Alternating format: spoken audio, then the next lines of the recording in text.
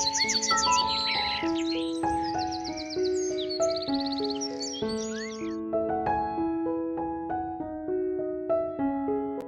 সকালে মাছ কাটা দিয়েই শুরু করলাম। আর আজ দু রকমের মাছ নিয়ে এসছে, দুটো সবই আমার মেয়ের প্রিয় মাছ, আর ও এই দুটোই খেতে ভালোবাসে। আমার মেয়ে এমনিতে একটু নোনা মাছ খেতে ভালোবাসে, তাই ওরই পছন্দের মাছগুলোই নিয়ে এসছে। মাছগুলো বাজার থেকে কাটিয়ে নিয়ে এসছে, তাও দেখবি বাজার থেকে কাটিয়ে আনলেও না গায়ে অল্প অল্প আঁশ থাকে, সেইগুলোই কিন্তু আমি বসে বসে পরিষ্কার করে নিচ্ছি।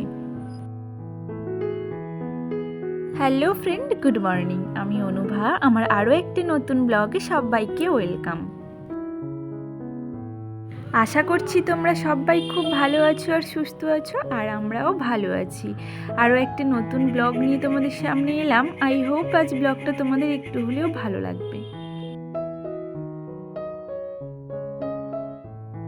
সব সংসারের কাজগুলো কিন্তু একই রকম, কিন্তু করার ধরনগুলো ভিন্ন ভিন্ন হয়। যেমন দেখো, অনেকেই আছে যারা কিন্তু আগে সকালে উঠেই সকালের বাসি কাজগুলোই করে।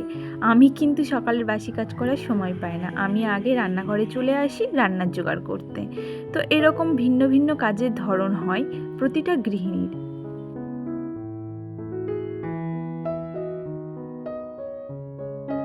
লাস্ট 2-3 দিনের মতো আজকেও কিন্তু সকাল থেকে মুষলধারে বৃষ্টি হচ্ছে, তাই ভাবছিলাম আজকে মেয়েকে স্কুলে পাঠাবো কি না পাঠাবো। আর এই সপ্তাহটা না ওকে একদমই পাঠানো হয়নি স্কুলে এই বৃষ্টিরই জন্য। আর সামনের সপ্তাহে কী বলো তো, সোমবার ছুটি আছে, মঙ্গলবার ছুটি আছে।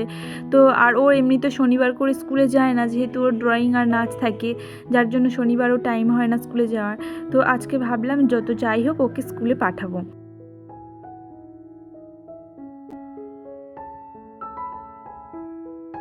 তো তাই জন্য তাড়াহুড়া করে রান্নাবান্নাগুলো করছি।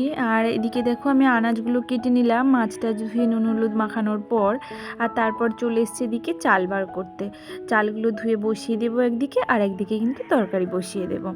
তো তাড়াহুড়া করেই রান্না করছি। আর রোজ দিনের মতো কিন্তু আমার দুটো তরকারি ভাতই করব। আর দুটো তরকারি ভাত, মেয়ের টিফিন, এগুলো তো 9টার আগে আমাকে করে রেডি করতে হবে না, তাই কিন্তু সকাল টাইমটা অত্যাধিক তাড়া থাকে আমার।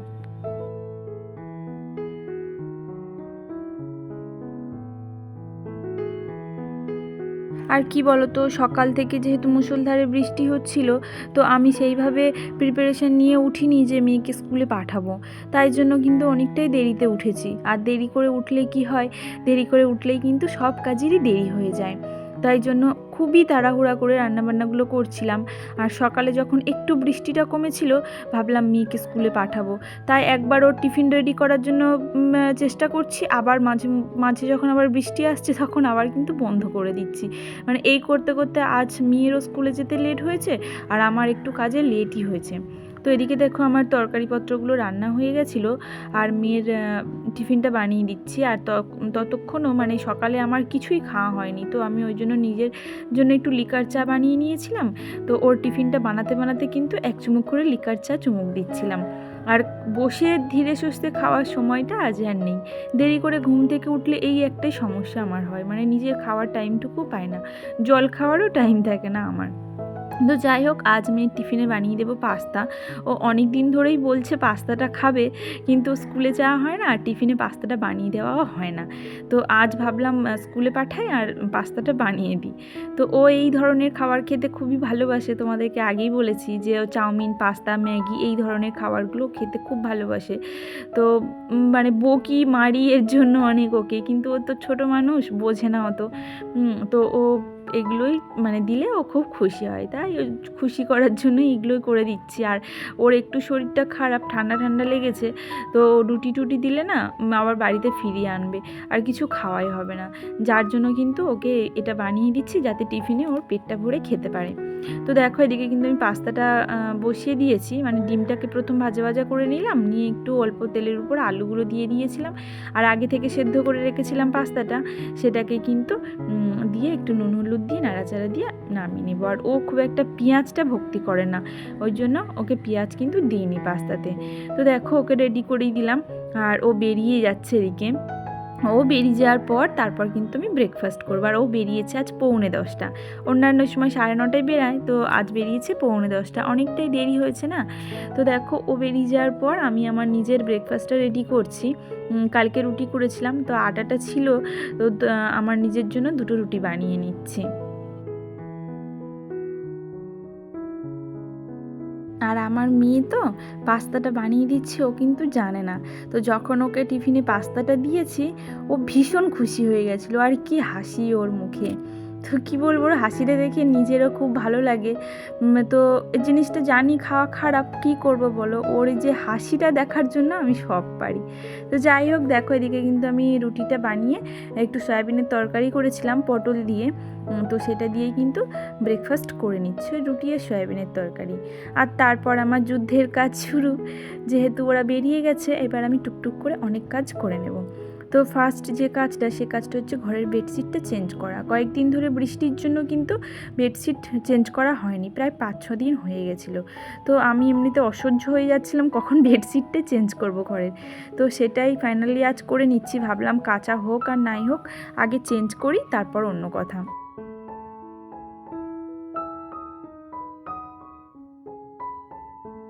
আর এই যে বেডশিটটা দেখছো, এটা আমার একটা কাকা শ্বশুরের দোকানের বেডশিট। আর এই বেডশিটটা প্রায় হচ্ছে আমার 6-7 বছর, মানে অনেক বছরের বেডশিট, কিন্তু এখনও নতুনের মতো আছে।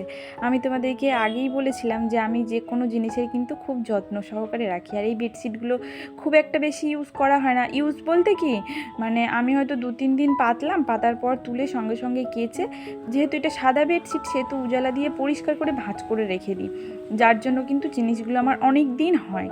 আর এই জিনিসটা মানে যত্নের উপরে যে কোনো জিনিস দেখবে অনেক দিন নির্ভরশীল। যে কোনো জিনিস যত্ন করলে না অনেক দিন চলে আর ভালো থাকে জিনিসগুলো।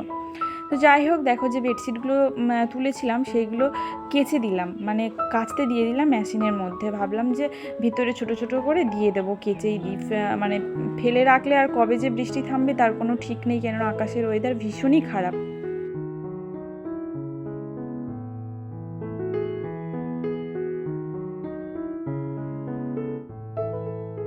মেশিনের কাজা এই আমার একটা সুবিধা, মেশিনের কাজ করতে পারবে, ততক্ষণে আমার কিন্তু অনেক কাজ হয়ে যাবে। তো ওদিকে মেশিনের কাজ করছে, আর দেখো আমার কাজ বলতে এদিকে আমি জলের বোতলগুলো কিন্তু সব ভরে নিলাম।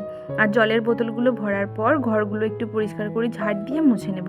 কালকে তো ঝাড় দেওয়া হয়েছিল, কিন্তু মোছা হয়নি। এই বৃষ্টির জন্য ঘরগুলো ঠিকঠাক মোছাও হচ্ছে না, যার জন্য ভাবলাম আজ কিন্তু পরিষ্কার করে ঝাড় দিয়েই মুছে নেব। যতই বৃষ্টি হোক, না হলে ফ্যান চালিয়ে শুকিয়ে নেব ঘরটা, কিন্তু আজকে মুছবই। তো দেখো পরিষ্কার করে আগে ঝাড় দিয়ে নিলাম, সমস্ত সব ঘর বারান্দা সবগুলোই ঝাড় দিয়ে নিয়েছি। নেওয়ার পর কিন্তু পরিষ্কার করে একটু লাইজল দিয়ে মুছে নেব ঘরগুলো। রান্নাটাই যেন সব থেকে বড় কাজ, আর রান্নাটা হয়ে গেলে দেখবে আস্তে আস্তে সংসারের কাজগুলো টুকটুক করে করতে থাকলে অতটা অসুবিধা হয় না। তো সকালে আমার রান্নাটা হয়ে যায় বলে আমি কিন্তু সংসারের অনেক কাজ গুছিয়ে করে নিতে পারি।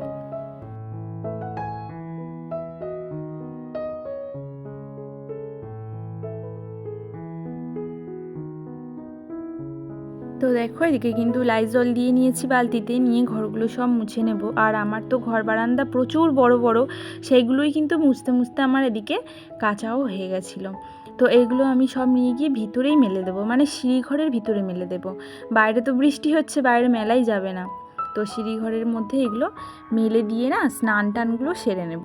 আমার অনেকটাই দেরি হয়ে গেছিলো, আমার এগুলো করতে করতে প্রায় 12:30টার মতো বেজে গেছিলো। আর আমি প্রায় 5-6 দিন মতো ঠাকুর ঘরে উঠতে পারিনি, সেই জন্য কিন্তু ঠাকুর ঘরে ভোগ সন্ধেটাও ঠিকঠাক দেওয়া হয়নি। আমার মেয়েও উঠতে পারিনি ঠাকুর ঘরে। তো যার জন্য আজকে কিন্তু পরিষ্কার করে সব বাসন টাসনগুলো মাজার পর সুন্দর করে ভোগটা দিয়ে নেবো ঠাকুরকে। আর আমি জানি ঠাকুর ঘরে গেলে আমার একটা আলাদা শান্তি আসে, একটা অদ্ভুত ফিলিংস ঠাকুর ঘরের মধ্যে ঢুকলে হয়। আর এই ঠাকুর ঘরটা অনেক কষ্টের পর কিন্তু এই ঠাকুর ঘরটা আমি বানাতে পেরেছি। আমার হাজব্যান্ড তো নাস্তিক প্রকৃতির, ও একদমই এসব মানে না।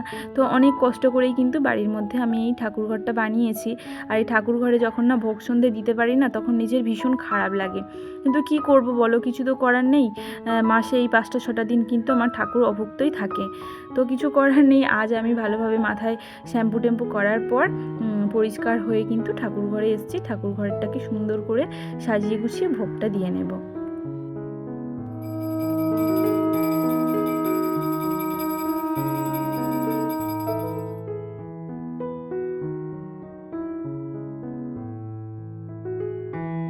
আর তুলসী গাছে জলটা দিয়ে নিচ্ছে। তুলসী গাছে কী বলো তো জল দেবো, আর প্রচণ্ড বৃষ্টি হচ্ছিল, যার জন্য তুলসী গাছটা প্রায় জল বসে বসে মরেই যাচ্ছে। তাও তো দিতে হয় তুলসী গাছে জল, তো তুলসী গাছে একটু জল দিলাম। আর তারপর দেখো নিচে চলে এসে লাঞ্চ সেরে নিচ্ছে। আর আজ লাঞ্চে বানিয়েছিলাম কচু আলু দিয়ে ভোলা মাছ আর পমফ্রেট মাছের ঝোল, মানে একসঙ্গেই মাছগুলো দিয়ে দিয়েছিলাম।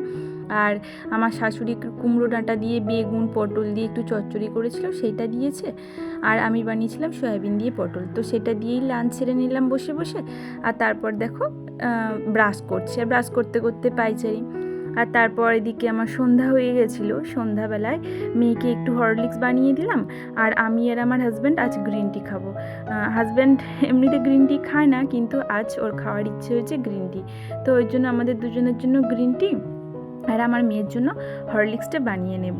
আর দেখো আমরা তিনজন কিন্তু একসঙ্গে একটু হাসি মজা করতে করতে এই সময় বসে খাচ্ছিলাম। আর এই একটু সময় পাই আমরা তিনজন একসঙ্গে বসার। আর এই 15-20 মিনিটটা না মানে খুব মজা করে আমরা তিনজনে কাটাই। আর সারাদিনের ক্লান্তি যেন আমার এই সময়টাই দূর হয়ে যায়। সারাদিন তো একা একা থাকি, এই সময়টাই যেন খুব ভালো লাগে। যেটুকু সময় পায় ওদের দুজনের সঙ্গে কাটানোর, সেটাই যেন আমার কাছে অনেক মূল্যবান বলে মনে হয়। আর যেন মনে হয় না, জীবনের প্রতিটা মুহূর্ত ভগবানের দেওয়া উপহার। এর একটা সেকেন্ডও যদি আমরা নষ্ট করি না, যেন মনে হয় অনেকখানি নষ্ট হয়ে গেল। তাই আমি যখন ওদের সঙ্গে সময়টা কাটাই, তখন আমার অনেকটাই পাওনা হয়, সেটুকুই আমার কাছে অনেকটাই মনে হয়। এতক্ষণ পর্যন্ত যারা আমার সঙ্গে আছো, যারা আমার ভিডিওটাকে দেখছো, তারা অবশ্যই আমার ভিডিওকে একটা করে লাইক দিও। তোমাদের এক একটা লাইক কিন্তু আমার ভিডিও করার জন্য অনেকটাই মোটিভেট করে। তো দেখো এদিকে কিন্তু নিজের একটু রূপচর্চাও করে নিলাম, তারপর রাত্রে ডিনার বানাতে চলে এসেছি। আর আজ ভিডিওটা আমি এই পর্যন্তই শেষ করছি। দেখা হচ্ছে পরের ভিডিওতে। ততক্ষণ সবাই খুব ভালো থেকো আর সুস্থ থেকো। আর অবশ্যই চাইলে আমার চ্যানেলকে সাবস্ক্রাইব করে আমার পাশে থাকতে পারো এইরকম ভিডিও দেখার জন্য। Good night, tata.